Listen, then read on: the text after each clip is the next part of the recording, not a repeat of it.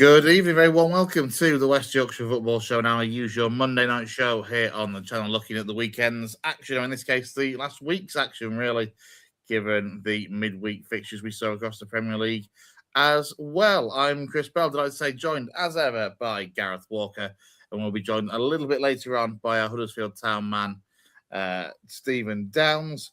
Sadly, despite a really good week for Leeds United, we can't get either Jay or Brownie to be free tonight, but they did do a couple of shows over the course of the weekend, so they're available on the channel, including a full review of their 3-3 draw against Liverpool. Gaz, how are we, mate? Are we well? Just full of cold, mate. I can't hear out my left ear, so you might have to speak up a little bit. But other than that, I'm all right. Another win for City, so that's the main thing, and clinging on to that top 2 position at the moment. Yeah, absolutely. Yeah, both the top 2 actually in League One, and both picking up wins at the weekend. We'll start, though, with the non-league seed, and we'll just do a quick whistle-stop tour. Sadly, our non-league man, Lewis Sale, is away for work, so we can't join us tonight. So I'll run it through it as quickly as I can, really. Starting at the top of the non-league seed with Halifax Town, they got a good 4-0 win over Braintree. That win itself moves Halifax up a couple of places, back up to 10th now, only 4 points off the playoffs, and obviously not a bad side in Braintree, to be fair. They've picked up some plucky results at Braintree, despite their lead position, but a comfortable win with 4 different scorers on the score sheet for Adam Lakeland's side at the weekend. As I say, that does move them up down to within 4 points of the playoffs. Into the Northern Premier League, just Guiseley in action over the weekend in the Northern Premier League itself, a top division, and it was a late winner for Will Longbottom in the 90th minute that secured a big win for Ian Richards' side, and he's worked wonders, to be fair. He's had a really good start since making the move to Nethermoor from Stockbridge Park Steels, and the Lions have climbed as high as 13th. They are, I think, 4 or 5 points above the bottom 3, and I think, if I can just find it off the top of my head, they are 8 points off the playoffs. So you never know. Form momentum is key. Look, it's asking a lot. We know, Gaz, with Guiseley from the difficult start they had to the season. They kind of put themselves in a position where they were hoping to make the playoffs at the start of the season and then not looking likely making the playoffs at all. But as I say, the start that Ian Richards has had in his first 4 or 5 games, 8 points at this stage of the season isn't that far off the playoffs, really, is it? No, still half a season to go, Chris, so plenty of time to make that ground up. Like you said, the main thing is that he's had the reaction that they wanted, because obviously we talked about it at the time when Bowser lost his job, and obviously Ridehouse was in temporary charge and that didn't work out. It would have been a disaster for them to go down, or it still would be a disaster for them if they were to drop down again. They need to be competing at the top end of that division and looking to go up every season until they do, really. So the fact that he's had the impact that he's had is really good, and like you say, mate, still half a season to go, so there's plenty of time to make that ground up and see if they can make the playoffs. Yeah, momentum as well is everything. Let's turn our attention then to the Northern Premier League East. Not too many games, as you can see, the weather playing its part as always, but a couple of our sides in action. So Brentford Park Avenue, they got a late 94th minute winner from the assistant manager / centre half and former Guiseley legend as well, Danny Ellis. He popped up with a very late winner in that one over Blythe Spartans. Emily, they continued their good form with a 2-0 win away at Grimsby Borough. Sadly, Brighouse were beaten on the road up in the northeast at Heaton and Stannington, and Ossett United, they were beaten after a pitch inspection. They were beaten by Dunstan. Again, Dunstan, one of those particularly strong northeastern clubs at Northern Premier League East level. As you can see, a couple of postponements for the likes of Gareth Town against Lincoln and Silsden against Redcar, which, depending on how you look at it, maybe a blessing in disguise for Matt Cameron's side, because Redcar in the reverse fixture put 10 past Silsden. But to be fair to Matt Cameron's side, they've been in some decent form of late and have really dragged themselves away from the danger zones. Into the Northern Counties East League, 1 or 2 sides in action in the FA Vars third round. As you can see, Albion Sports were beaten 3-0 by South Liverpool, but Liverpool, they've got they also went outstanding on penalties, losing 6-5 on penalties to North Shields. But again, tough games for both of those sides in particular. North Shields, a good, strong Northern League outfit, not a particularly easy place to go. In the NCL Premier Division. Horbury were beaten on the road at Bottisford Town. Campion picked up a good win over high-flying Sheffield. Golka were beaten on the road at Handsworth. And Thackley, I think you chalk that up as one of those days, a 7-0 home defeat against Frickley. Yeah, one of those days, I guess, do you reckon, for Thackley? They'll be hoping so, won't they? It is just one of those days. 7-0 at home. Don't see that very often. Hopefully they'll be... Danny Forrest's not there anymore, is he? No, so Danny Forrest made that move to Liversedge, and currently, as I bring up the table for the Northern Counties Premier Division, Liversedge are sitting top. They've got 4 games in hand over Handsworth, who are second, and there are 4 points ahead of them. It was a bit of a slow start, to be fair. Yeah, it was a little bit of a slow start. Yeah. Say again. What a start for Danny Forrest. Yeah, well, it took him a few games to get going. This is the remarkable thing, actually. I think after 4 or 5 games, they were nowhere near the top. Right. They dropped a few points in the opening games of the season, and have then just been on absolute fire since. I'll say, and you can see what they've done, and with those games in hand, and obviously it's that cliche: you'd rather have the points on the board than the games in hand. But still, if you win even 2 of those 4 games in hand, you're 10 points clear. So in a very, very good position. Campion are a side to watch at the moment. They're on a very, very good run. They, again, started the season slowly, but they've got themselves up to 7th, just 6 points off those playoff places. And a couple of, as you can see, a couple more of our sides in contention with the playoffs. Tadcaster Albion sitting in 4th, and a couple of mid-table sides in the likes of Eccles Hill and Thackley at the moment. Just Albion Sports that seem to be in particular danger. As you can see, 18 points from their 19 games at the bottom of the table. Only Woolwell Town propping them up at the moment, but they're by no means adrift, with Rossington Main also on 18 points, and Horbury and Golka just above them.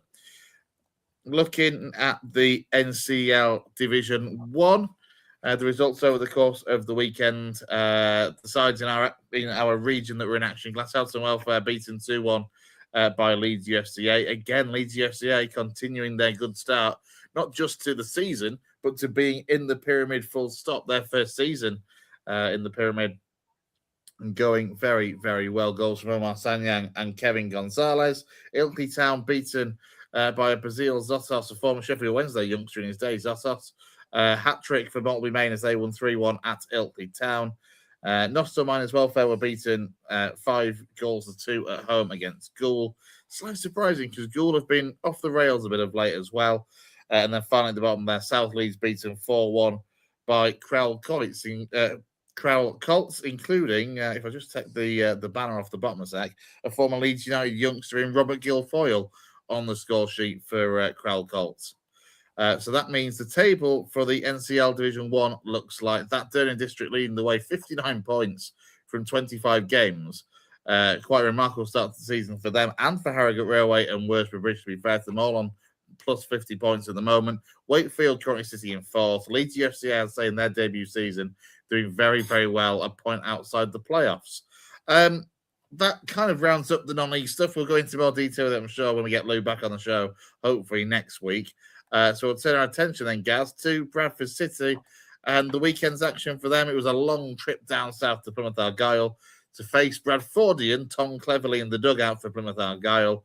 And somehow, I mean, let's be honest, we've been saying for a while, how is Tom Cleverley still in a job? We go again with that particular phrase, and a good win for Bradford City at the weekend. Not convincing by any stretch, but at the end of the day, 3 points you can't argue with. Yeah, just a little note on Tom Cleverley. He looked dishevelled. I don't know if you saw him, Chris. The camera kept showing him. It was on Sky. It was on Sky Sports Plus or whatever it is, that, you know, the channel that shows lots of different games. And the camera, I was watching it. The camera kept showing him. He was in the stands for some reason. So I don't know if he'd had a touchline ban or something. But he didn't half look dishevelled and troubled and goodness knows what. I felt a bit sorry for him, to be honest. Bradford lad, like you say, started his career at City before Man United took him as a youngster and obviously played for England. So obviously not nice to see him like that. Plymouth themselves actually were more of a test than I thought they'd be. They changed shape. And when I say they changed shape, you might have thought that they'd go...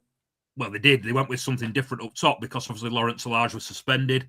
But they actually went to 4-4-2, which was quite interesting. And I don't know if that caught City by surprise a little bit because it was a totally different setup to obviously what they've played so far this season. And Plymouth played well, to be fair to him. It was very attritional. It was a battle. It was a case of needing to win your individual battles and take your chance when it comes, to be honest. And that's what City did. I thought that Plymouth probably had more of the play without really creating too much. Sam Walker's not had a lot to do. And then that was in the first half. And then in the second half, City did improve in the second period.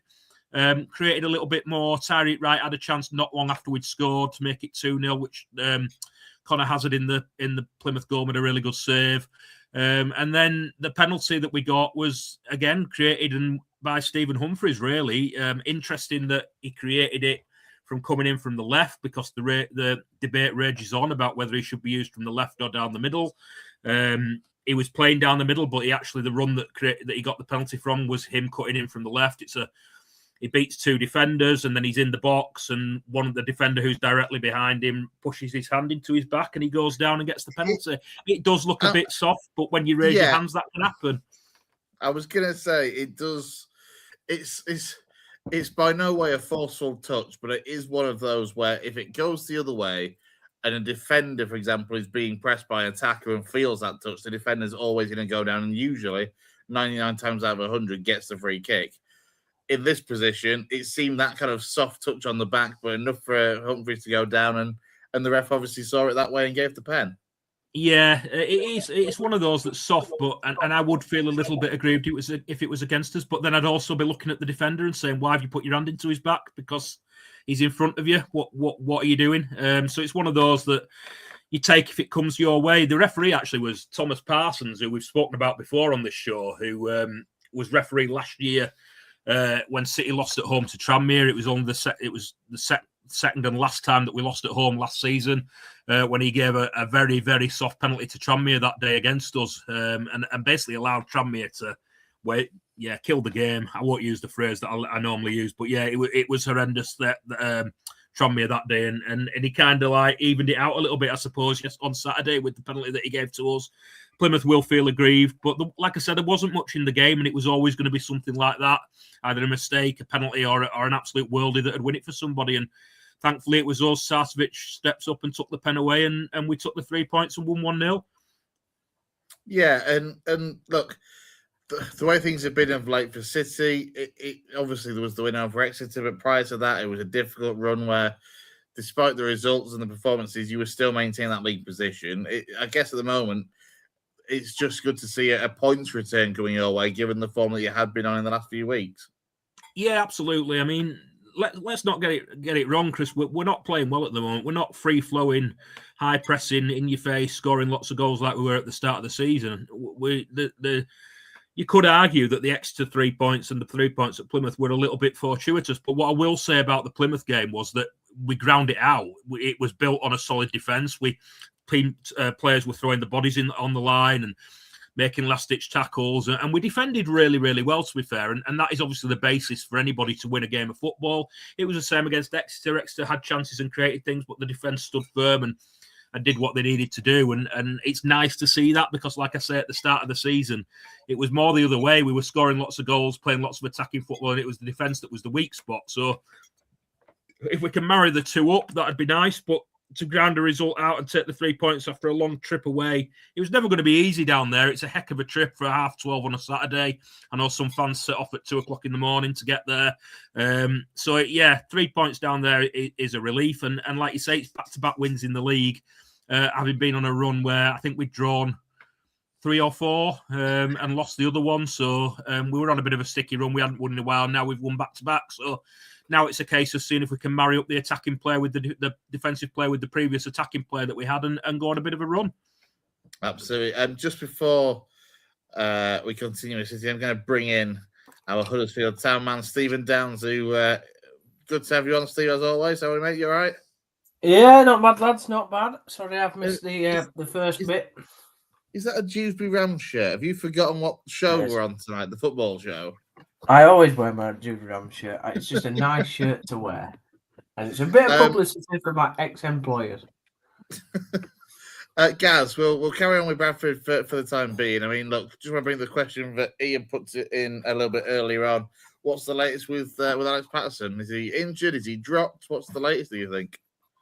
it's a topic that nobody really knows the answer to at the moment, Chris. I talked about it. I did a little video for the podcast yesterday that's gone up on TikTok and on YouTube and on Twitter. And it was one of the questions I raised. Patterson was taken off at half-time in the Exeter game 10 days ago. It wasn't obvious at the time that he was injured. Maybe he was. But Graham Alexander has been asked since then about injuries. Patterson didn't make the squad for the Bolton game in the Virtue Motors Trophy. And he again didn't make the squad for Saturday away at Plymouth. So ordinarily, that raises questions about, obviously, is he injured? He's come off at half-time. He's not made the two squads since then. But Graham Alexander was asked by Jamie Rayner after the Bolton game, and without being specific, Graham Alexander basically said that the players that we didn't know about weren't injured. They were just not selected. So that's all I can go on at the moment, is what Graham Alexander said after the Bolton game when asked by Jamie Rayner, and he did not mention an injury then. He seemed to allude more to the fact that it was a selection issue. As I discussed in the video that I put live yesterday, I think you can probably put Patterson in the same bracket as Callum Kavanagh and possibly even Andy Cook at the moment, in the not getting game time, or the not getting the game time that some fans might expect them to get, or they might themselves think they should be getting. Now, you could put that down to form. You could put that down to being out of favour. You could put that down to, obviously, Cookie's coming back from injury. They're all, well, Patterson and Cook in particular are fans' favourites at the club and have been for the time that they've been there for obvious reasons. It would be a shame to see either of them go, but they are the three that I'm looking at the moment, thinking, if they're not injured, why aren't they getting the game time? And that is a little bit of a concern, thinking about who could come in and who might leave in January.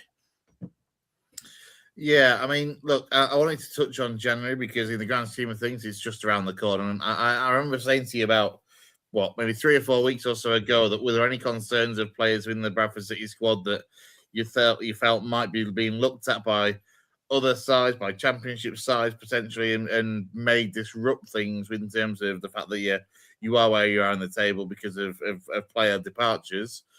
Now we're a bit closer to January. How are you feeling? How are the fan base feeling about keeping hold of everyone or making additions to the squad, or do you foresee any potential departures of not just players you could consider fringe players, but key players out of that starting 11? I wouldn't say there's anyone specifically in the starting 11, as in the sort of assets that we've got, that I can imagine championship sides wanting to take at this moment in time, to be honest with you. I think I said when you asked me at the time that Nerfville and Metcalfe were being watched by scouts at the Bolton game in the league. I know that for fact. But neither of them have been outstanding lately. Metcalfe's been in and out of the side. I rate Metcalfe, what I've seen of him. If it was down to me, he would be the partner for power on a regular basis in central midfield at the moment. Nerfville's form has tailed off as the season's gone on. Now, maybe that is due to the fact that we've been found out a little bit. He is our out ball. You noticed it when Lincoln came. The teams are doubling up on him and trying to prevent that. So his form has dipped. It's more a case of the players that I mentioned to think at the moment. I mean, Poynton's one that seems to go through phases of playing really well, and then he'll go through games where he's not involved, or he's not involved as much as you think he could be. I suppose that's the case with any young player. But yeah, it's more of a case of the ones that I mentioned before. Brad Halliday's one who you might look at. He was another one that hasn't been making the squad recently until Saturday, when he actually made the squad on Saturday and came on as a sub away at Plymouth on Saturday. That was his first appearance for a while. He was one that Graham Alexander, again, was asked about recently, in the same vein that he'd been asked about Patterson regarding injuries and stuff. And he was one that was alluded to as not being injured. But it is interesting that Graham Alexander has tried George Lapsley at right wing back rather than having Brad Halliday on the bench. That is a little bit of a concern. I am very concerned if we were to let Halliday go, that it's just sod's law that Nerfville would then get injured, or Nerfville's form would tail off even more, because Brad Halliday is just the ideal man, isn't he, to come in and play that role, given what he's done for us in the past. So nobody regarding none of the assets, it would be a surprise to me at the moment. I mean, championship clubs might come in for them. I mean, I could be completely wrong, but there is nobody at the moment that I could see is playing well enough that a championship club would be desperate to take them in January. It's more those players that I mentioned who are like, I suppose, fringe players at the moment, Chris. Yeah, I mean, to be fair, I guess, well, ordinarily as well, you would look at, I suppose, League One sides that are, high up in the division and in recent years, bigger sides, the likes of Cardiff's, etc. I guess it's a little bit different because you're sitting second. You don't necessarily have that worry of bigger League One sides wanting to come and take them either, I guess. Not to the extent as we might have done in the past as well, because those players that we're kind of alluding to here, that your Nerfvilles, your Poyntons, your Metcalfs, are on long-term contracts as well. The club has done very, very well when they've recruited those players, or when Poyntons signed his extension to give them longer-term deals to protect that value and protect that asset that the club has. I know that Nerfville and Metcalf are both on 3-year contracts, of which they're in the first year at the moment. Poynton is on a 2-year contract, but we do have an option in the club's favour to extend that for a 3rd year. So we are covered, touch wood, at the moment in that respect. So, and like you said, we're second in the league. So if they're playing regularly at this football club and we're doing well in the league, then you would imagine that if they were to look to move on, it probably ain't going to be in January, you would hope. Yeah, absolutely. Absolutely. Looking ahead, Gaz, next up for City? We've got Port Vale away in the league tomorrow night. And we've got Reading at home in the league on Saturday. So yeah, 2 league games in the next week. Port Vale, I would imagine, is going to be a very similar game to the Plymouth one. They're the only team below Plymouth in the league. They're struggling. The bottom. Darren Moore, obviously ex-City manager, not ex-City manager, ex-City player. Devontae Cole, ex-City player, who they signed towards the end of the summer window, who scored a few goals for them. But we've got to go there and put in at least the performance that we did at Plymouth regarding defensive resoluteness and see if we can improve a little bit going forward. I went to Port Vale in a game towards the end of last season when both teams were looking and eventually did both get automatic promotion out of League Two into League One. Port Vale beat us 2-0 that night, and it was a disappointing game in the respect that we actually started really, really well. First 10 minutes, Port Vale scored against the run of play. The crowd then got behind them. Our heads went down and we ended up losing 2-0. I think Smallwood missed a penalty towards the end of the game. And it was just one of those nights where at that moment in time, you were thinking we were going to end up in the playoffs, but obviously we recovered and went up automatically. We've got to put in a better performance than we did that night. We've got to build on the recent 2 victories that we've had in the league. And like I say, see if we can marry up what appears to be better defensive stability with a bit more of the attacking play that we saw at the start of the season. And if we can do that, there's nothing to stop us going there and getting a result. Reading, again, another side that obviously fancied to do well in the league this season, but struggling. And nobody really wants to come to Valley Parade at the moment, as we've been saying for a while, although Burton turned us over in the last but one home game, and Exeter did play well in the last home game. We managed to get the 3 points, and we've just got to look at building the home form, like I say, back to what it was at the start of the season. We need to get that attacking play back into that attacking nature back into our play, marry it up with the defensive stability that we've seen on Saturday and against Exeter. We'll take a look at the league table in a little while after we've talked Huddersfield Town then with Stephen Downs. And we touched at the start, Steve, before you joined, that obviously there was only the 2 League One games on Saturday, both lunchtime kickoffs, and both Huddersfield and Bradford were the sides in action. Whilst Bradford got the right result that they wanted for you guys at Town. I mean, look, it was always going to be a tough prospect away at Cardiff City. They are the league leaders for a reason. And, I mean, I've seen things, obviously, the scoreline, 3-2 Cardiff, makes it sound a good game and right on the edge. But your reaction, and having just seen the reaction of Kane and Cal on Town Talk last night, suggests that actually it could have been a bit more of a Cardiff landslide win than the score suggests. Yeah, I think we need to take it back, though, 5 days earlier, really. When we... I don't think we do, because it was a relevant game and nothing competition, so... we successfully Actually, beat... we do, to be fair. Gaz, City going out of the EFL Trophy against Bolton. That's something I talked about in my video the other night, yesterday as well. We were awful against Bolton, mate. It was a very, very worrying performance, and one where we showed that we're not probably got the depth that we thought we had, or certainly not got the depth that Bolton have got in their squad. But I don't think that's what Downsy meant. I think it's absolutely what he meant, to be honest.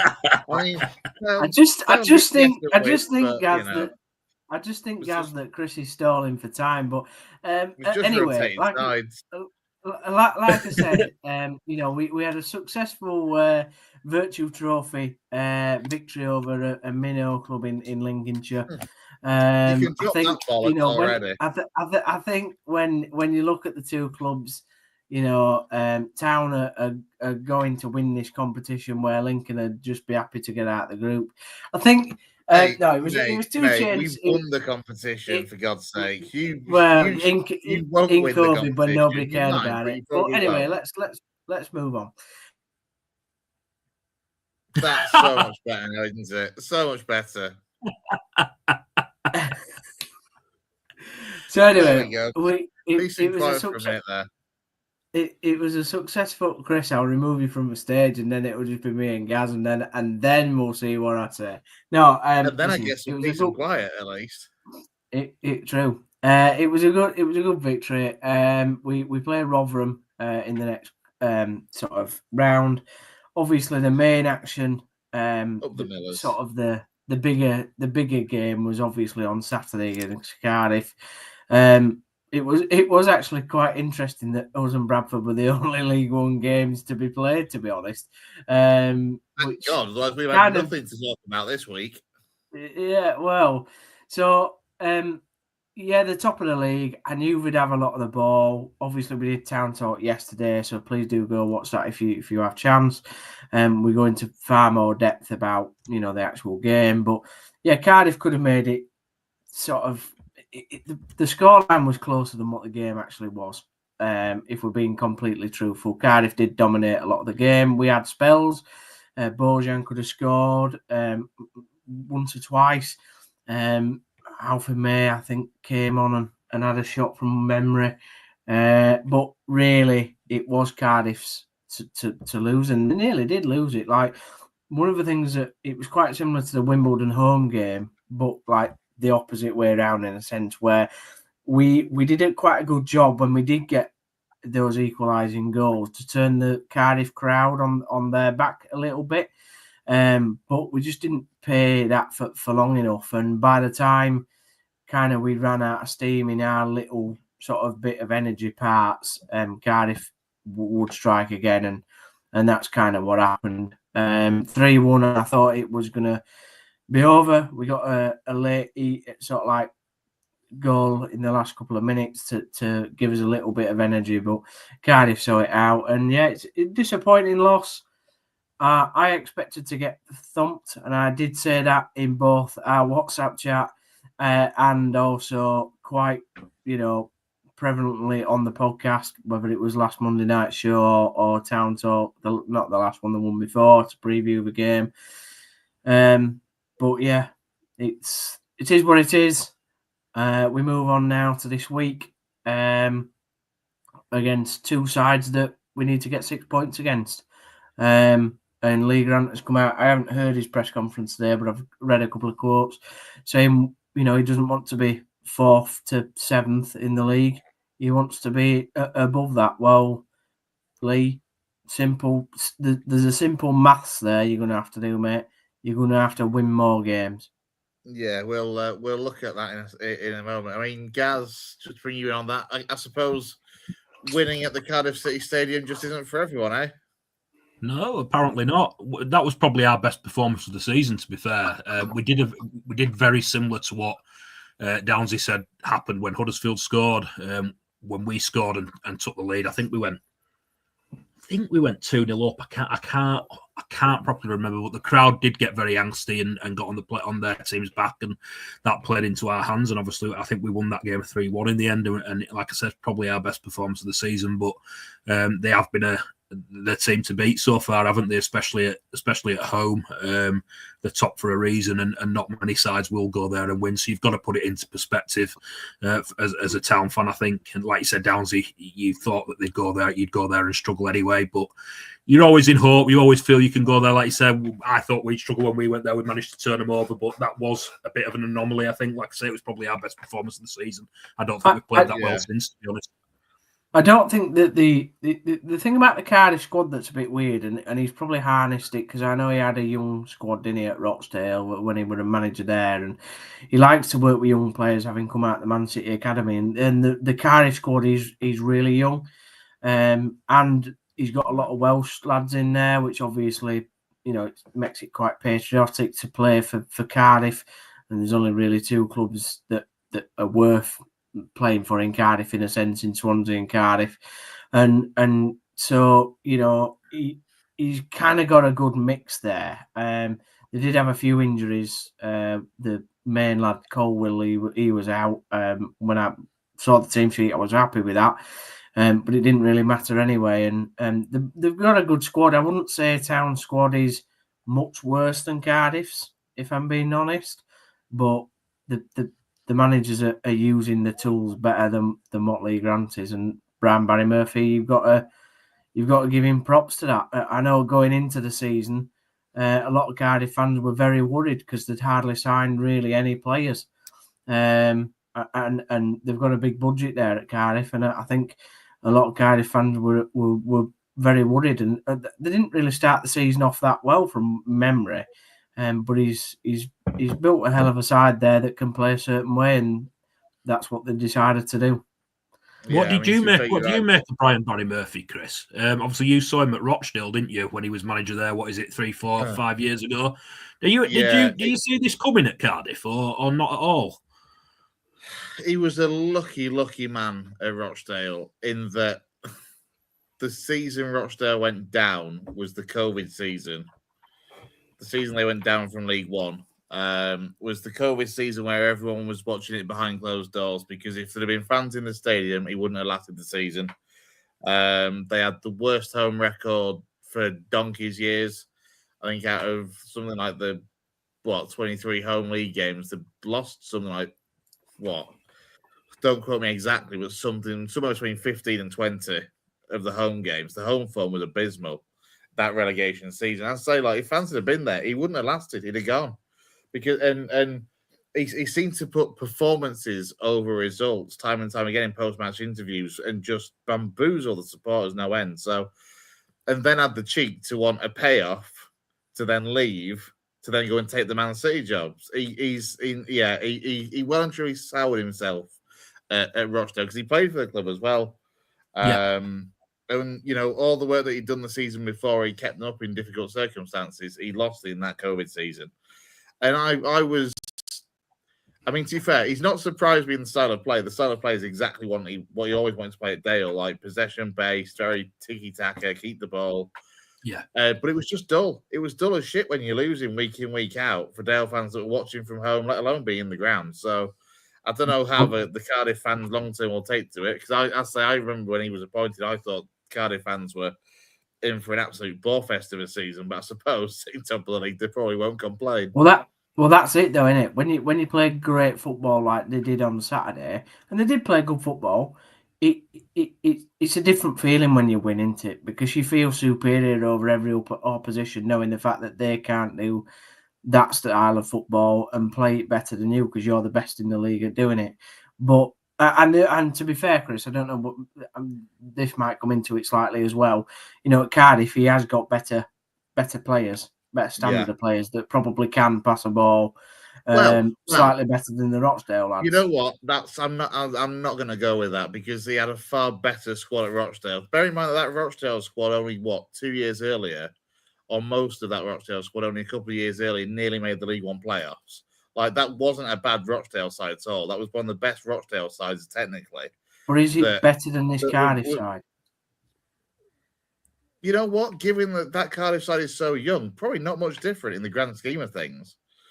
Probably not that much different, because there's half of them players in that Cardiff squad now that 6 months ago you wouldn't have known anything about, really. Well, no, they've all come from the academy. They're academy prospects sort of thing. So what I'm saying, though, is you can look, yes, you can be like, oh, it's only Rochdale, but the squad at Rochdale he had should have stayed up by a mile.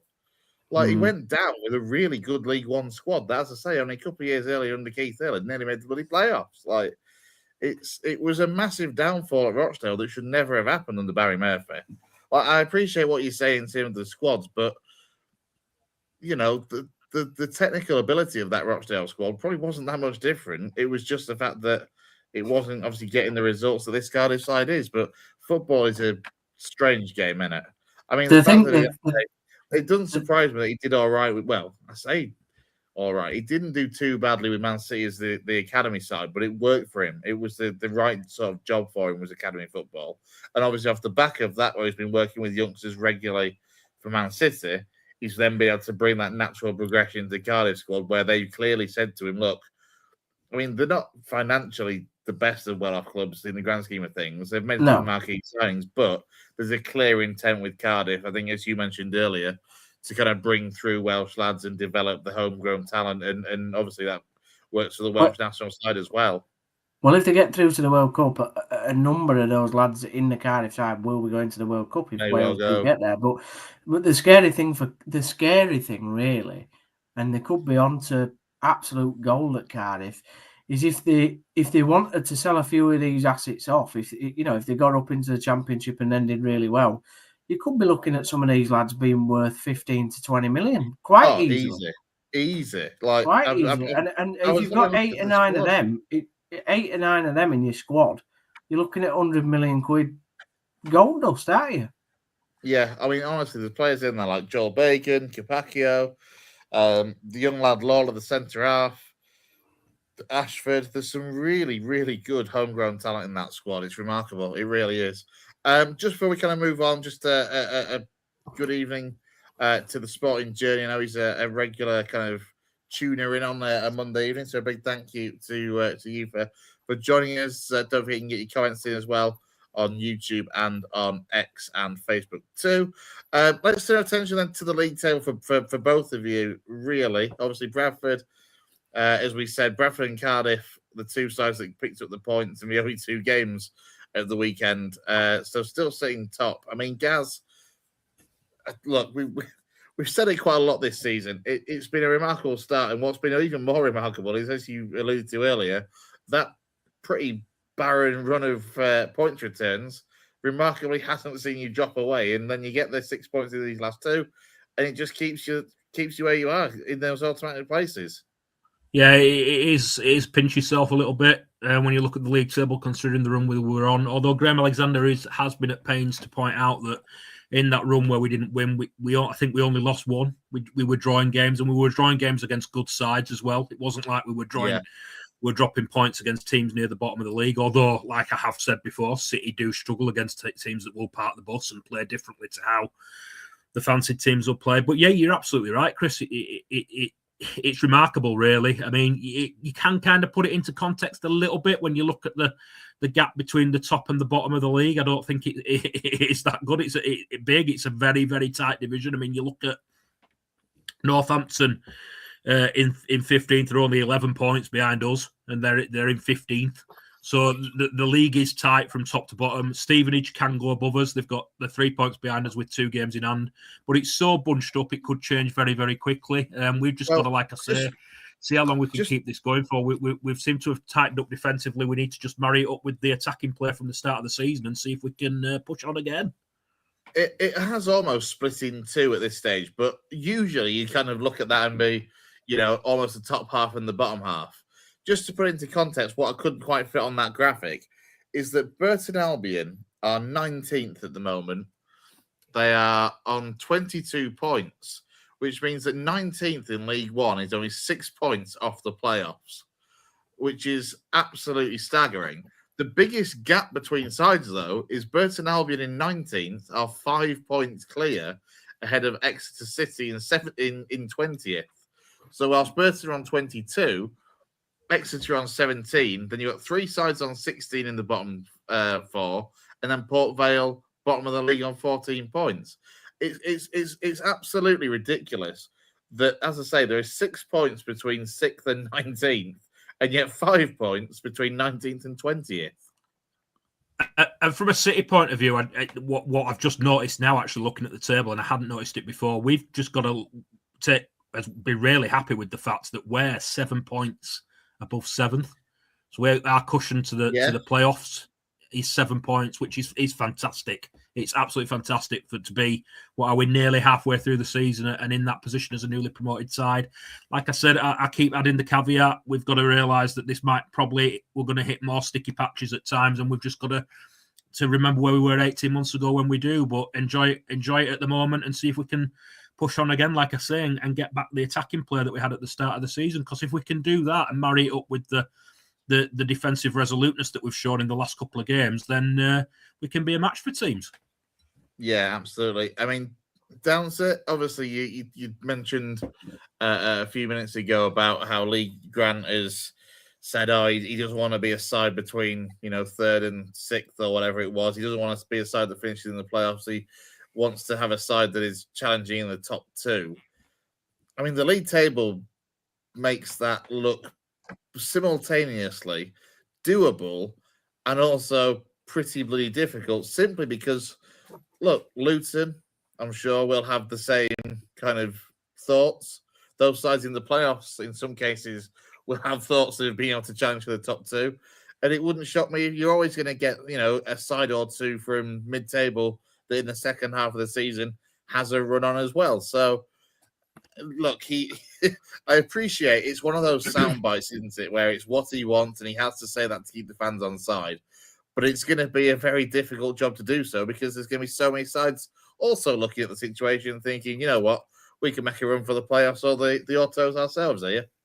Yeah, I mean, it is a soundbite, but it's a soundbite that doesn't really make any sense right now, because we're sat 8th, and as form isn't amazing. All right, it's improved slightly, but we're not consistent, and we've still got a large chunk of the squad out injured. That's no excuse, by the way, because our squad is I think in the top 3 in the league on paper, but football, as we know, is not played on paper. And yeah, it is a bit, it's a bit worrying. At least the main thing is you keep within your, whilst you are outside the playoffs, you have to keep your coattails on them and not let them get away. And we are only 2 points behind Bolton, only 3 points behind Stockport. I know it's a couple more then to Lincoln and Stevenage, but I think it'll all change come January. Not like all change, but I think there will be a few movers and shifters, and the transfer market does shake things up a bit.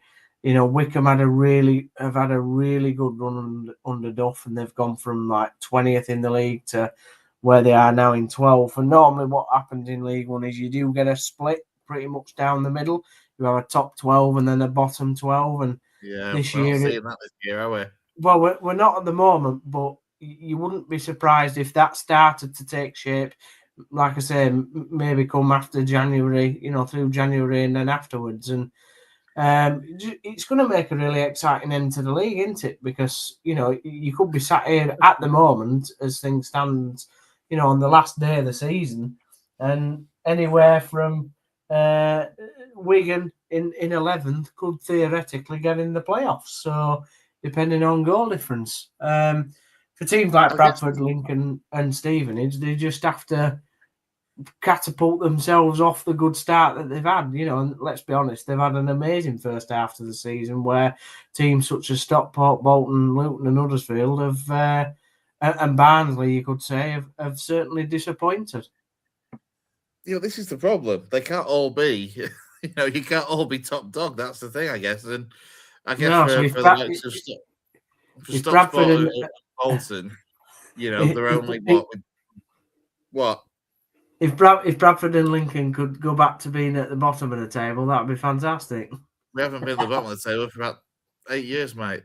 The thing is, I guess, is that Barnsley have got those 3 games in hand. That's the one thing that kind of stands out mostly, is that whilst obviously a lot of sides have played 18, Stevenage, you look at, have still got 2 games in hand on Bradford. Cardiff, who were top, obviously, have a game in hand on Bradford as well. Barnsley, that 3 games in hand on the likes of Huddersfield, Luton, Lincoln, Bradford. Things will change drastically. But the thing is, I just can't see, given the start of the season we've had, I really struggle to see it changing. I can't see anyone particularly running away with it. at a push, maybe Cardiff. I mean, I'm going to try and see them in a couple of weeks' time when they're at Lincoln. But I can't see anyone running away with it. And I can't see the playoff sides running away with it either. No, What do you make of it? Well, Barnsley with those 3 games in hand is a very good point to make. Although they can actually go level on points with us if they win their 3 games in hand. But you would imagine, I'm guessing, I haven't checked, Stevenage and Barnsley maybe have each other to play within that. The fact that Stevenage have 2 and Barnsley have 3. So teams are going to take points off each other. We're heading into Christmas where it's hectic and teams are playing 2 or 3 games in a week. And yeah, it's going to be a crunch time where we might know a little bit more, and it might even itself out a little bit more coming into the new year. Although, having said that, like I said the other week, we're also heading into a time of the season where the weather turns and games get postponed, so it might not even straighten itself out until April time. You know what? That's a very fair point to make as well, because you know what the winters can be like for us over here. Just that Christmas period, as you say, it is pretty hectic with sides playing between now and the rest of the month, the 9th, the 13th, the 20th, then you got Boxing Day, then you're playing the 29th, there's a full fixture list, then there's a full fixture list. The next one after the 29th is, of course, New Year's Day on Thursday the 1st, and then there's a full fixture list on Sunday the 4th of January. That's one that we have to set my calendar and remember that we're playing on a Sunday instead of the Saturday. It is a busy, busy time. Yeah, it is, and Christmas always shakes things up in the table. I think that's where if you can get on a positive momentum roll, it's probably a good time to do it, because then you set yourself out for the new year then, and you can go into the rest of January and February in good nick. But yeah, I mean, I know what you're saying about Barnsley. The only thing is, Town had 2 games on hand on a lot of teams a couple of weeks ago because of all the international breaks and stuff. But you just didn't make the most of them. We didn't make the most of it, and that's what Barnsley have to do if they want to be up there. Yeah, we will see. Time will tell. It's certainly going to be very, very interesting this run in League One across the festive period. It's fair to say, and obviously for us 3 games around the corner as well. Lincoln versus Huddersfield in the league on New Year's Day, and then Lincoln versus Bradford is back end of January as well, Gaz. So and actually sandwiched in between, isn't it? Is it when's? Remind me again. When's Bradford Huddersfield? Sorry, Huddersfield Bradford at the ACU. It is in January as well. Yeah, I think it's 13th of Jan. I think something like 13th, 20th, something like that. Yeah. So I we all play each other, don't we? Can't wait to meet Lincoln on New Year's Day. It'll be fantastic. Well, let's just hope that you actually make it to the game with me. Let's move on then from League One, and we'll finish up with a little bit of a Leeds-based discussion, which could go horribly wrong with a Huddersfield fan, a Bradford fan, and a man that supports Lincoln. But we'll touch on it. There is one Premier League game tonight, by the way. Wolves are currently 1-0 down at home to Manchester United. I think it was Bruno Fernandes that looked like he got the goal. He was one that was celebrating it anyway. For Leeds, though, Gaz, we'll start with you. I mean, obviously you've got a Liverpool link as well to kind of go out with this. But for Leeds, last week was a bloody dream, to be honest. Let's be fair. Yes, a disappointing result, but the performance at Manchester City, they took that into the midweek game against Chelsea with a great win over Chelsea. And then again, that level of performance and that fight and that spirit, Elland Road in particular, got them a fight back and a point out of Liverpool on Saturday night. Yeah, I mean, it's a shame the Leeds lads are on, to be honest, because I didn't see this coming at all. I don't think anybody did, really. I know there's been a change in shape. He's gone to 2 up front and 3 at the back, and he's gone 3-5-2, guys. That's what he's done. Yeah. He's done 3-5-2. Yeah, and that's obviously helped them in the respects that they're playing differently to how teams previously expected them to play. It's probably helping them tactically themselves as well. I can't comment on the Man City or the Chelsea games. I was shocked at the Chelsea result. I was shocked when Leeds came back from 2-0 down at Man City, and like you say, as a Leeds fan, you'd only be absolutely devastated that they conceded so late to lose that game. what I can comment on the Liverpool game at the weekend.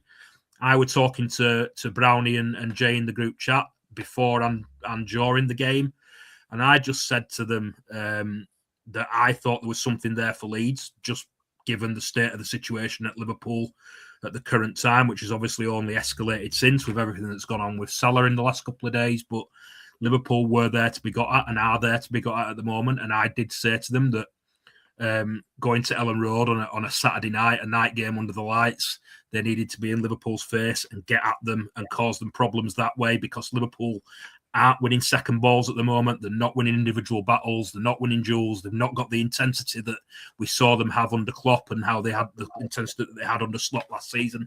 They look dishevelled to a certain extent. And I didn't think Leeds did that enough, to be honest, at any point during the game.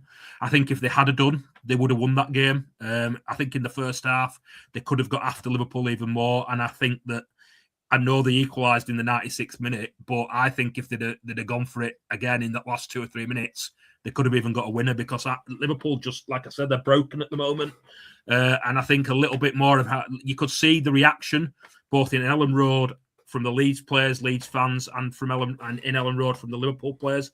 When Konate gave the penalty away, you knew what was coming, and Leeds fed off that. And I think if they'd have had a bit more of that, they could have won it. But obviously, to come back from 2-0 down and 3-2 down against the champions at home in itself is a great result for them. But I honestly feel, and I'm not having a dig here, but I honestly think they could have had more, because Liverpool are an absolute mess and they're not dealing well with adversity at the moment. And as soon as Konate gave the penalty away, I did feel that it'd go 2-2. I honestly did. And like I said, when it went 3-3, another 5 or 10 minutes, I think they'd have won that game.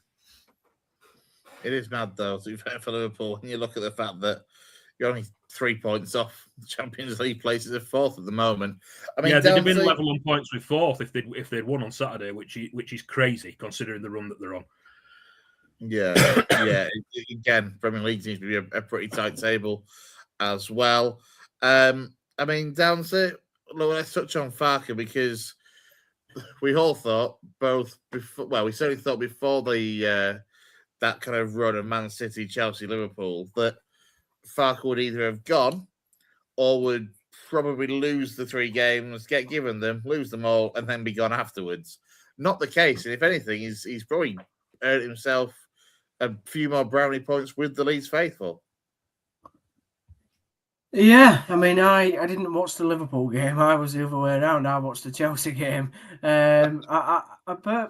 Personally, and I did say this in the WhatsApp chat to Jay and Brownie, I said I thought that they deserved the win over Chelsea. I didn't think Chelsea played particularly.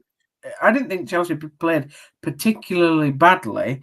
However, Leeds just did step it up on the night. And listen, I've had those results with Town in the Premier League going back to when we beat Man United and getting a draw at Chelsea and Man City. You know, I think when you get those sort of results, you can just feel it. There's something in the air, in the stadium. There's a buzz, there's an electricity. And whilst I don't like Leeds and the big yellow skip sometimes produces good atmospheres and electric atmospheres. And the players fed off that and deserved the win over Chelsea wholeheartedly. The Liverpool game, I kind of agree with Gaz.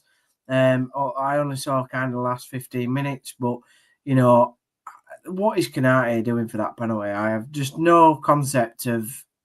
He's supposed to be a top defender. I don't know what he's doing. And like Gaz says, and has said before, they just have a bit of adversity. And the Reds go and Leeds fed off that. And I agree with Gaz, if there'd been 10 minutes left, I think Leeds would have won it. I mean, 4 points over them 2 games is magnificent. It could change the fortunes of Leeds United staying in the Premier League. The thing for Farke, the probably sad fact for Farke, if I'm being honest, is that, yes, he's probably earned a little bit of brownie points with Leeds fans. However, you know, we know that fan base is very split on Farke, and the ones that wanted him out probably still want him out, if we're being completely honest. And the sad fact is if he goes loses the next 3 games, or if they don't get results in the next 3 games, and then he gets sacked after them 3 games or whatever, it leaves the club in another bad position, doesn't it? Because we all thought he was going to be sacked probably after the Man City game, or if not the Man City game, definitely after the Liverpool game if the run went badly. Where now it extends more into December, going into then January. You know, say if they lose the next 3 games or they don't get the results that they need. Well, a new manager comes in at the end of December, start of January, and it's not an ideal time, is it? Really? Well, I just want to interject on this because, and this is the thing that you can it's one of those footballing things where you can turn up for the big games against the big sides. Chelsea obviously are a historical rival. Same for Liverpool. You can turn and get those results. The next 3 games are as follows: Brentford away on Sunday, Crystal Palace at home on the 20th, and then Sunderland away on the 28th. I mean, Brentford's not easy. Let's get it right. Brentford is not easy. As much as I don't like. Nobody in the right mind would look at the way things are going at the moment and think, oh, they'll beat Chelsea, but, you know, lose to Brentford. Logic, from a football perspective, whilst Brentford isn't easy, would suggest it would be the other way around. And this is the thing, it's going to be so important to back up those performances against the big sides by showing now for Daniel Farke that squad that he selected and the players out there can go and back it up against the sides that, let's be honest, aren't the historical big sides, your Brentfords, your Palaces, and your Sunderlands. No, I think it's worth pointing out that the nature of the Premier League this season has seen a lot of surprises. Brentford have really surprised me under Keith Andrews. I'm really shocked. I thought they were nailed on to go down, having lost Wisser and Mbeumo and Frank. I thought they'd really struggle. At home, they are a match for anybody, especially at home. They've got the big lad Thiago up front, who's causing people a lot of problems. And then obviously Sunderland are brilliant at home as well. Look at the start that they've had. They were in the Champions League places not too long ago. Nobody wants to go to the Stadium of Light. And then the other one is Palace, who are sitting fourth in the league. Yeah. And I've talked about Palace with a few people. People say that they've got an underrated squad. I just think they've got a squad full of great players when you look at it, Crystal Palace. I really do. And I think they've got a good manager. So those 3 games, each one individually, is a real tough nut. It really, really is. Couple of comments from the Sporting Journey. Sorry, Dan, I just want to bring up. Firstly, it says our fan base is nuts. Often question if the real Leeds fan is some things they say. And then on this particular run that we touched on of Brentford, Palace, and Sunderland, he says 5 points would be a fantastic return, which actually, on the face of it, it's hard to disagree with when you look at the difficulty in detail. You know, the fact that Brentford is good at home, Palace and Sunderland having as good a seasons as they are down to. Yeah. I mean, ironically, they're probably the easiest fixture, and I say that ironically, is Palace at home, because Leeds could, again, feed off the atmosphere, it being a night game. And, you know, Palace probably think, bloody hell, we've got to go to Yorkshire on a Tuesday night, or what is it, a Tuesday night? No, it's Saturday night. I mean, it's still not ideal a Saturday night, is it? Let's be honest. Oh, well, to Yorkshire. I think, ironically, that might be the easier of the games. But they've got to back it up, haven't they? And if Farke backs it up and say they go and get 6 points, or even, like he said, 5 points, it just goes to cementing the chance of even staying up more. But as we know with Leeds United, you know, there'll still be a section of fans going, well, that's not good enough. It needs to be 9 points. We need to be, you know, we need to be up there. We're a big football. We know all that. We know all the gesturing and the thing about, you know, that side of things. And I think that causes Daniel Farke problems. I know you're laughing because I know that when Jay and Brownie watch it, they'll go, I hope he's on his town sort of chew box. Well, that's not the case. It's just his Great Dane. But it is. I'm not speaking not truth there, am I? There are a section of fans that it doesn't matter what Daniel Farke does, they just will not be happy with him because he's not my arsehole Bielsa. And I think it's just sad for Farke that's just the case. And if he goes and wins the next 3, unbelievable. But you'll get some Leeds fans going, well, we expected that. He should be going and beating Brentford, who have only got Keith Andrews and everybody thought would go down. He should be going and beating Palace, where the big side. We might be bigger than Palace. we should be beating them, particularly at home. And then Sunderland, some fans will go, well, they came up with us as a promoted side. We should be beating them as well. So I think he's done magnificent as Daniel Farke, to be honest. And I think some of the criticism that he's had has been totally unwarranted. And to be fair to Jay and Brownie, they've probably been one of the only shining lights, being very sort of diplomatic and fair about it all. I have to give them credit, as much as I battle with them in the WhatsApp group and all the rest of it. I think, to be fair to Jay and Brownie, they've been very, very balanced with it. They've given in what I think is a correct view, and they haven't overreacted to every little thing that Farke said or what's being said about Farke. And I think he's done. I think he's done great, and I think, like I say, it's just a shame that if, say, in the next 3 they didn't get the results that they need, and then he ends up being sacked, it just causes them even more problems than if they just sacked him after the Liverpool game, to be honest, because time's moved on. I mean, look, there's an easy 3 points for them after that run because they have to go to Anfield on New Year's Day. So that's an easy 3 points for Leeds. If nothing else, Gaz. Absolutely, at the moment, mate, I've got no confidence in him in Liverpool at all whatsoever. I think what Downs is saying there is absolutely spot on, and it's something that we've talked about on the pod a lot. The thing with Farke is the narrative's been laid out since he got the job that he would get them into the Premiership, he wouldn't be good enough, and he'd lose his job. And fans, a lot of Leeds fans are going to stick by that. However well he does, they're just going to be waiting for him to fail and waiting for him to be sacked. That is the sad truth of it. That is what's going to that is what's happens it's going to happen at Leeds. However well he does, they are waiting for him to fail and be sacked because the narrative's been written since he took the job. Yeah, so we'll see. I mean, I'll say that run in January, the first week of January, between the 1st and the 7th, you've got Liverpool versus Leeds. You've got Leeds at home to Man United on Sunday, the 4th of January, and then Leeds away at Newcastle for a 8:15 kickoff on Wednesday, the 7th of January. Just a quick one. Wolves have equalised by the looks of it, yet one apiece now in their game against Manchester United. That's Wolves' first goal in 6 games, I think, including this one. About 700 years. Richard UFC just making the point, though, kind of against kind of what we were saying, that Palace will be tied after their game in Europe. Sunderland will lose a few due to AFCON. These fixtures actually fall in Leeds' favour. I think, again, that's fair points well made. Absolutely is. Yeah. I hadn't realised that Palace, it was after a European game. Well, now he said it made sense, but I hadn't realised. And obviously, yeah, you're totally right about Sunderland. We've been saying that about them all season, haven't we? That they will lose players to AFCON. And it'll be interesting to see how they cope. This is the other thing with the Leeds fan base, and this sums up the Leeds fan base perfectly, I think, for me. And look, I might get pelters for that, but the sporting journey, you can't be a bad manager winning 190 points in 2 seasons in a competitive championship. Fair point.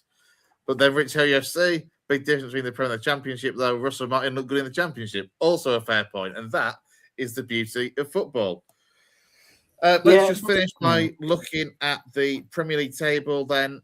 This is as it stands with with Wolves taking a point, which will move them up to 3 points as they desperately try not to beat Derby's 11-point record of getting less than that. Leeds standing 16th in the Prem, 2 points above the bottom 3. And look, we've said it all season, not just for Leeds, but the relegation fight in general, I think is going to be a very, very close one, except maybe for Wolves. But look, stranger things have happened. I don't think you can count Fulham out of it. I think there's something not right at Fulham. I think a lot with Fulham is going to depend on what happens because Marco Silva is out of contract at the end of the season. It depends if he is A, offered a new deal, B, if he accepts a new deal. And I think it'll be, if he does accept it, it will be on the proviso that Fulham spend an absolute war chest in January because they didn't in the summer. Well, yeah, you've just basically taken what I was going to say, to be honest. It is about Marco Silva and whether he's offered a new contract. So I think Fulham are looking, the ones to reel in, really. I don't see anybody massive. Brentford could nosedive, to be fair. I think Dyche will just steadily move Forest up the table. I really don't rate West Ham's squad. I really don't. And I think, to be honest, unfortunately, Burnley are looking sort of like dead as well down there. You know, I know they're on 10 points. Don't get me wrong, better than Wolves, but they just keep losing games like 1-0, 2-1, and they don't seem to be getting anywhere. They don't even seem to be drawing games. So. Yeah, they played really well at Newcastle by all accounts on Saturday, but obviously lost 2-1. Gaz, I mean, look, two things, I guess, on the relegation front. Firstly, do you reckon Wolves, any chance for them to stay up? And secondly, you know, Liverpool only 10 points above the relegation zone, mate. Mate, you know me, I'm a pessimist. I wouldn't rule it out. The way I know you're a pessimist, but I also know you're not completely freaking insane. Like, everything's on fire there at the moment. It really, really is. It's just horrendous. I said to somebody the other day, it's all very Man United. It feels like the things are happening there that have happened at Man United over the last 2 or 3 years. Hopefully, it steadied itself out. The Salah thing, obviously, we don't know what's going to happen, but Arne Slot has said today that he doesn't know if he'll play for the club again or not. But looking at the bottom of the league, don't want to talk about Liverpool. Looking at the bottom of the league, yeah, Wolves are gone. I think Burnley are almost gone. And then it's one from what? What did we say? 1 from 4 or 5, maybe at the most. 1 from 4. I think Downs is right with Fulham. I think they could get dragged in. It all hangs on Marco Silva. I know Fulham have said they want to keep him, but does he want to stay? And that is going to come down to what backing he gets in January, isn't it? I think Forest will move themselves away.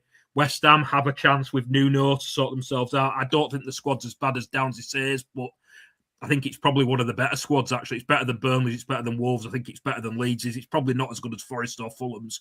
But yeah, 1 from 3 or 4 to join Burnley and Wolves for me. I really don't think it is, Gaz. It's better than Brentford's for me. Without a doubt. I don't think it. I don't. Yeah, let's not talk about West Ham though. But I have to ask you before you go, what is your take on the whole Salah situation? Because it seems mental and look, from a neutral perspective, surely the way this is all going to head, and I appreciate that the Saudi League does not have the money that it did a year ago, but surely this is all shaping up for Mo Salah to head to Saudi Arabia in January. And I think we were touching it beforehand, and hopefully a reinvestment for Liverpool in a new centre half and probably sell off Canate as well, because clearly after last season, how great he was last season at title side, his head's been rocked in the summer by not going to Real Madrid, and he looks a shadow of his former self from the year before as well. So surely Salah goes, you reinvest the funds and get another centre half, yeah? That's what I said to you before we went live, isn't it, Chris? That's what I think that's what Edwards and Hughes want to do. I think they've looked at Salah this season. They've seen that he's not producing the numbers that he has been over the last few years. He's certainly not tracking back like he has in games before. He's arguing that he's been given the freedom to attack. I think Slot's made a mess of it this season. We're not going to go down that road. I really do think he has. Why on earth you give Gravenberch is on record as saying that he's been given more freedom to get forward this season? Why on earth are you giving your number 6 more freedom to get forward? There's no screen for the defence whatsoever when you watch them.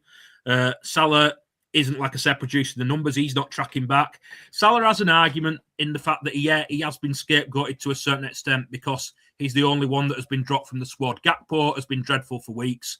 Canate is just an absolute mess.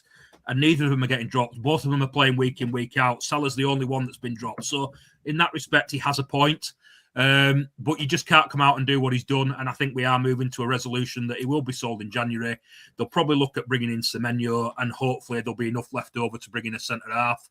What's remarkable is that they're still wanting to keep Canate because, like you said, Chris, I'd be selling him in January. The bloke's an absolute... Liverpool were cruising on Saturday at Leeds. They were absolutely cruising until he shut the bed. He dived in when he didn't need to. Why he doesn't just stay on his feet and see that ball out of play, only he knows, because... like I said, they were cruising. Leeds weren't in the game at that point at all. And it's another example that is something he has been doing regularly all season. And he's gone from being one of the, or arguably on the trajectory to be one of the best centre-halves in the world, to being someone that Real Madrid have now said they don't want. And it's arguable whether Liverpool even want to keep him. I can only say he's played at the moment because there's nobody else. If Leone hadn't done his cruise shot on his debut, I think he'd be playing now. I really do. This is the thing, though. Like, he was absolutely superb last season, without a doubt. And it's one of those that obviously there's the old saying of, form is temporary, class is permanent sort of thing. I mean, certainly does seem that a spell out of the side might be what Konate needs to then kind of just settle himself and hopefully find some form again. But it's whether he's going to get that chance out of the side. It doesn't seem that way, given as you say, it seems to be Salah that's the only one that's droppable at the moment. And that's where Salah's got a point, but you still can't come out and do what Salah's done. And I think, I'll be honest with you, I think Salah goes in January, and I would not be surprised, especially if Liverpool don't make the top four, that Slot goes at the end of the season. I honestly think that's where we're heading at the moment. Though I think they'll give him the rest of the season, because I think everything that's gone on with Jota, and I don't subscribe to the argument that it weren't affecting them at the start of the season when they won the first 5. What an absolute nonsense argument that is. They were dreadful at the start of the season. They've been dreadful all season. Results have just caught up with them, and we know how grief affects people. And I just see them at the moment where adversity, anything that goes against them in any game, like I say, Konate, brain fart, heads have all gone. And Konate, what he's doing week in, week out, has now fed into Van Dijk, because Van Dijk now looks an absolute mess as well, which he wasn't at the start of the season. And playing next to Konate has sent him down that road as well. So, yeah, it's just a mess. And I think Salah will go in January. And if Liverpool don't get the top 4, Slot will go at the end of the season. That's what I think. And despite all that, you're only 3 points off the Champions League. Downsy, final word from you? Yeah, I think firstly, I've never heard, even with what Gaz said about Man United, I've never heard of a player saying with the intensity of what Salah said. I think it's absolutely stunning what he said. Like, stunning in a bad way, by the way. Yeah, it's horrendous. I can't believe that he's gone out, and it's very public. Like, I think it's premeditated, because somebody was saying, I saw it on, was it Sky Sports, that, you know, at the end of the Leeds game, he was clapping the fans. He was stood there for ages. It was kind of looked like he was saying goodbye to the away fans, at least. And having watched that bit of a video, I think it's right, probably what they said. Now, I think he knew that he was going to say something after the Leeds game. I'm absolutely stunned with what he said. I don't think he's playing for the club again. And to be honest, the thing with Liverpool is they have to back the manager. They can't. No player is ever bigger than any club, but particularly at Liverpool Football Club. No player, not even Kenny Dalglish in his pomp, was bigger as a player as what the manager is. Now, the other thing is, you know, I think, yes, I agree with the stuff around grief and Jota, that obviously plays into it. I do also think, though, you know, Slot's made a bit of a ball ache of it. I think the other thing that, and I said this to my dad when we were watching the game, like, if this had been Klopp, I think he'd have been able to turn it round. Like, you remember, was it a year ago, Gaz, when it was at West Ham, and Klopp and Salah had a bit of an argument, a bit of a tiff on the sideline, and it kind of all got sorted within a week. And I just think that was probably because of Klopp's personality, and Slot doesn't have that. He's not that sort of personality, and I think maybe the job might be too big for him. Now, come off it. No. Some managers just. I don't. How can you say the job's too big for him when he's literally won the league last season? But it was with Klopp's team. Nobody can say that wasn't Klopp's team. Literally, they were in the form of their lives. Yeah, it might have been Klopp's team, but you know what? He did better than Klopp did with Klopp's team. Well, I don't think you can say that, because Klopp won the Premier League and the Champions League. But Klopp didn't win the league with before. No, because a lot of them players did win the league with Klopp, didn't they? And they won the Champions League. What, 6 years, though, between titles, mate? Which means there was 4 seasons under Klopp that Liverpool didn't win the title. Yeah, but a lot of those players were still in that side. Robertson, Alisson, Salah, Van Dijk, you know, the absolute strength of that team that's been so successful over the years is because them 4 players in particular have been part of that side. You've got an aging Van Dijk, who I agree with Gaz, start the season all right, but because of the way Konate has now had to cover Konate so much his own deficiencies have come into play because he's aging. Robertson, they've just seemed to have chucked Robertson under a little bit of a bus, but fair play to Robertson, he won't come out and say anything. Kirkes hasn't been good enough in that position, and Frimpong's injured. Isaac and Ekatike have been out. Well, Ekatike has been all right, but Isaac certainly hasn't been good enough. And they've brought all these big personalities in, 7 massive personalities into the squad, and it's just not it's not done any good. I think personally, I agree with Gaz. Like if they don't make top 4, I don't think Slot will be there. I think Salah will be sold in January, and I think, to be honest, Salah knows that he wants to go in January. I think he's planned it since the start of the season, really. You know, you only ever speak, and I don't know whether you agree with this.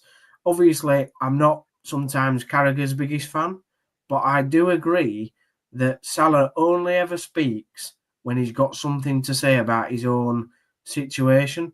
You see Van Dijk coming after losses. You see Robertson standing up after losses. You see even Alisson coming out after losses and speaking. You never, ever see Mo Salah coming out after Liverpool have lost a game to speak about the performance. He only speaks about that he's a knob. And to me, that doesn't show leadership. Do you want me to come in, Chris? Yeah, go, by all means, mate. I appreciate, by the way, we are diverting off the West Yorkshire Football Show, but it's a good chat, so we'll go with it. The thing is, Salah's done this before. It's not the first time that he's spoken out like Downsy's saying there. There was the West Ham game under Klopp, and it all got sorted out very, very, very quickly. You always felt, as a Liverpool supporter, that when things were going bad under Klopp, and we had a couple of these spells under Klopp, maybe not quite as long, but I think we lost 5 games at Anfield in a row under Klopp. We had 2 spells under Klopp in the last 5 or 6 years where things were quite similar in terms of results to what they are now. But you always felt with Klopp that Klopp could turn it around. You had faith that he'd sort it out and he'd turn it around. And I don't have that at the moment. I think that I'm not necessarily... It's a perfect storm at Liverpool at the moment in the respect that all these new players have come in. There's been a change in the style of play, and it's all happened to a group of players that are grieving, and that has come and created a perfect storm and resulted in what is happening this season. I've seen people say that Liverpool have moved to a more technical approach when the league itself has gone to a more physical league. So Liverpool have moved the wrong way in that respect to how the league's gone. You look at the way I kind of get that from the way that football's gone this season. Another argument, and I just think I'm told, or I'm reading between the lines, that Salah only signed a contract. I mean, he signed a 2-year contract, didn't he, towards the end of last season? And I'm led to believe that Salah signed that contract because he was told that he would not be sold. He would not be sold for a fee, and he would be allowed to leave on a free transfer at the end of that contract. And he feels that given what's happened and him being dropped, and I think it's come from above, that his form and the fact that he's not playing well, that Edwards and Hughes have decided that they want to sell him. Yeah. And he feels that they've gone back on the word in that respect. So I can see where he's coming from regarding it's been scapegoated, and I can see where he's coming from in the regard that he feels that they've gone back on the word. But you cannot come out and do what he's done and say what he said. And I think he's got. I think, like I said, I think he's got to AFCON after Saturday anyway. There's 2 games before he goes to AFCON. There's Inter Milan in the Champions League tomorrow night, and there's Brighton at home in the Premier League on Saturday. He's already been not travelled to Inter Milan tomorrow. He's not going. I don't think he'll feature on Saturday. I think he's played his last game. I think he'll leave in January. I really do. You know what?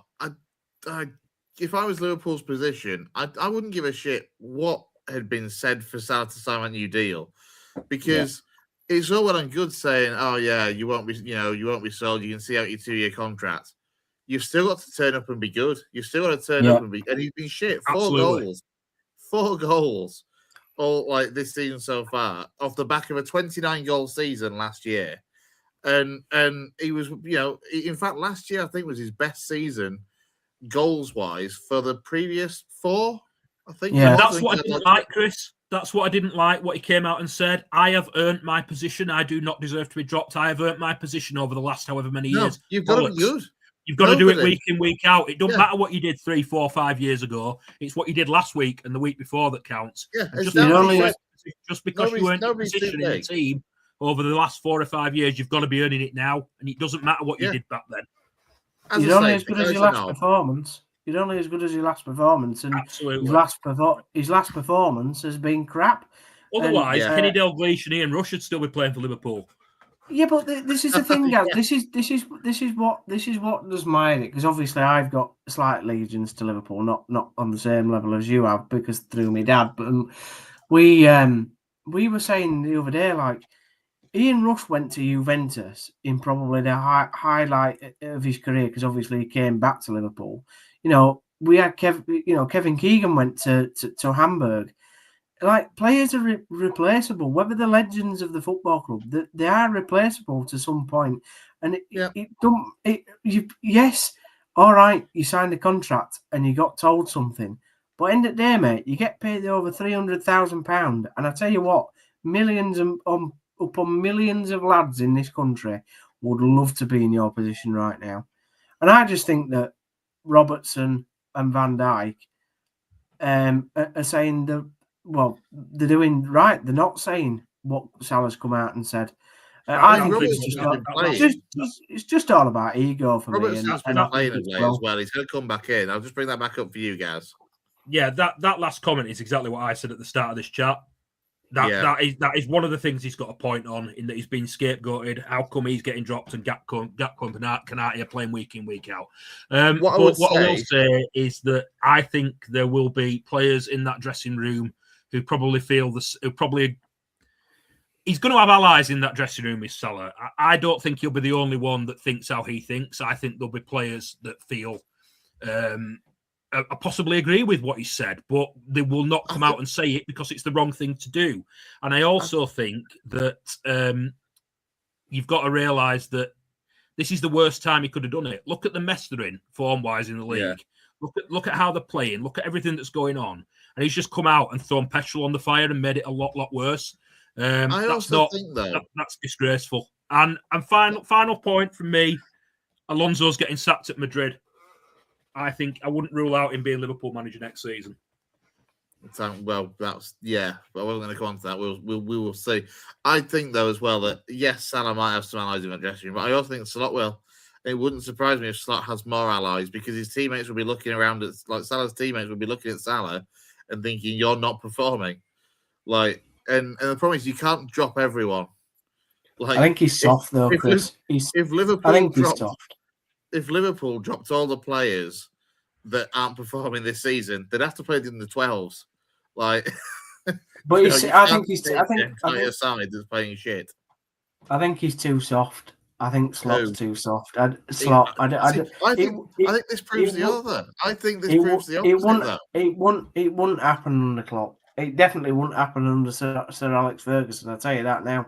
Salah wouldn't even would never take the Liverpool job to start with. I don't understand how this is soft. If Slot's being soft by dropping, it would be far softer. If Slot's soft, he'd be playing Salah week out. He'd be bowing down to this god of a player at Liverpool have got. Instead, he's done the opposite and dropped him. It's like Ten Hag with Cristiano Ronaldo. Ten Hag didn't take the shit from Ronaldo that he was giving and dropped him and got him gone. And I think that's what's going to happen here. But I think that's going to have a more positive long-term effect for Liverpool than it will that happened at United with Ronaldo going. Yeah, but Ten Hag didn't sort it out, did he, at Man United, and eventually got sacked. And Man United fans but I think this will work out in a better result for Slot than it did for Ten Hag. I think it's going to be the same situation with a different outcome. Well, we'll see. Final point for me, because I do need to go. It's just a sad way for a Liverpool career to end for a legend. It's just really, really sad that it's going to end like this. However much Trent Alexander-Arnold got booed and Liverpool fans hated him last season, he got a much better send-off than Salah's going to have now, and that's really sad. Yeah, correct. Yeah, we will round it up and finish up that. I appreciate that. We ended up with the West Yorkshire Football Show going scouse for the last 15 minutes or so, but good chat all the same, and it's a big footballing story. And look, we've always said on the grand scheme of things that on certain times on the Monday show we will discuss the bigger issues in football that are away from our side. So we've done that tonight. Thank you, Gaz. So we will be back this coming week with, I guess, more content. Keep an eye out on the socials for Jay and Brownie and them doing more Leeds content. Downsy, I'm guessing you'll be back at the weekend with another town talk. We will after 2 town losses. So up the town. We'll see what it brings. But so there we go.